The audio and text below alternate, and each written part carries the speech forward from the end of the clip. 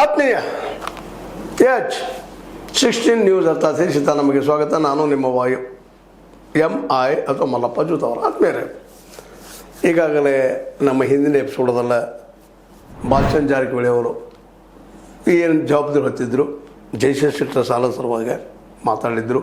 ಅದು ಪೂರೈಸಿದ ಮೇಲೆ ಚರ್ಚೆ ಮಾಡಿದ್ದೀವಿ. ಅದ್ರ ಬಗ್ಗೆ ಮತ್ತೆ ಮಾತಾಡುವಂಥದ್ದು ಏನಿಲ್ಲ. ಆದರೆ ನಮ್ಮ ಅಣ್ಣಾ ಸಾಹೇಬ್ ಜೊಲ್ಲೆ ಅವರು ಪ್ರೆಸ್ ಕರೆದ ಈ 2025 ನವಂಬರ್ದಲ್ಲಿ ಹೊಸ ಆಡಳಿತ ಶುರು ಮಾಡಿದರು. ಜಿದ್ದಾಜಿದ್ದಿ ಸಾಕಷ್ಟಾಗಿತ್ತು, ನಿಮಗೆ ಗೊತ್ತಿದ್ದ ವಿಷಯ ಅದ.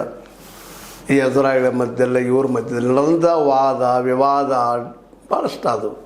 ಆದರೆ ಒಂದೇನಪ್ಪ ಅಂದ್ರೆ ಇಲ್ಲಿ ಪ್ರಜಾಪ್ರಭುತ್ವ ಜೀವಂತಿಕೆ ಪಡೀತು ಅನ್ನೋದು ಅಷ್ಟು ಸತ್ಯದ.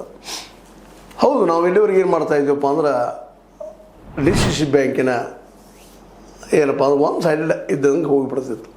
ಹೊಂದಾಣಿಕೆಪ್ಪ ಸಹಕಾರ ತತ್ವ ಅಂತ ಹೇಳ್ತಾ ಹೊಂದಾಣಿಕೆ ಮಾಡ್ಕೊಂಡು ಹೋಗುವಂಥದ್ದು, ನಿಮ್ಮದು ಬಿಚ್ಚೊಪ್ಪು ನಮ್ಮದು ಬಿಚ್ಚೊಪ್ಪು ಅನ್ನುವಂಥದ್ದು. ಈಗ ಹಂಗಾಗಿಲ್ಲ. ಅಲ್ಲೇನು ನಡಲಿಕ್ಕತ್ತದ ಎಲ್ಲರೂ ಹೊರಗೆ ಹಾಕ್ತಾ ಇದ್ದಾರೆ. ಇದು ಒಂದು ದೊಡ್ಡ ಸಾಧನೆ, ಪ್ರಜಾಪ್ರಭುತ್ವ ಇರುವ ಶಕ್ತಿ ಇದು.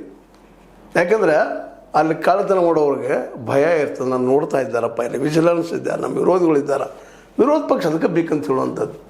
ಇವತ್ತು ನೋಡ್ರಿ, ವಿರೋಧಿಗಳು ಅಷ್ಟೆಲ್ಲ ಟೀಕೆ ಮಾಡಿದ್ದಕ್ಕೆ ಮತ್ತೇನು ಮಾಡಿದ್ದಕ್ಕೆ ಜಯಶ್ರೀ ಶೆಟ್ಟರ್ ಯಾವುದೋ ಅವರದಲ್ಲದ ಭೂಮಿ ಮೇಲೆ ಸಾಲ ಕೊಟ್ಟಿದ್ದೆಲ್ಲ ಸುದ್ದಿ